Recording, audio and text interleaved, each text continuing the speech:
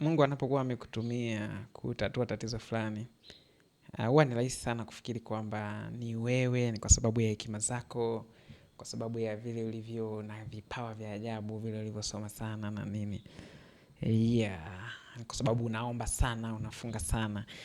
Okay, ili hali vyote hivyo vinaweza kuwa vinahusika, lakini bado kusudi la Mungu mpaka akaja kutumia wewe katika kufanya vile linazidi zaidi ya hapo. Hebu muangalie Danieli alichokisema mbele ya Nebukadreza katika sura ya 2 mstari wa 30, anamwambia, lakini mimi sikufunuliwa siri hii kwa sababu ya hekima iwayo yote nilionayo zaidi ya watu wengine. Danieli hasemi sina hekima zaidi ya watu wengine, anasema hivi, ninayo, lakini hii siri sijajua kwa sababu nina hekima zaidi ya watu wengine. No, bali kusudi mfalme afunuliwe ile tafsiri nawe upate kujua mawazo ya moyo wako. Kumbe kusudi kwa nini Mungu alimpa Danieli tafsiri ya ile ndoto ni kwamba mfalme apate majibu.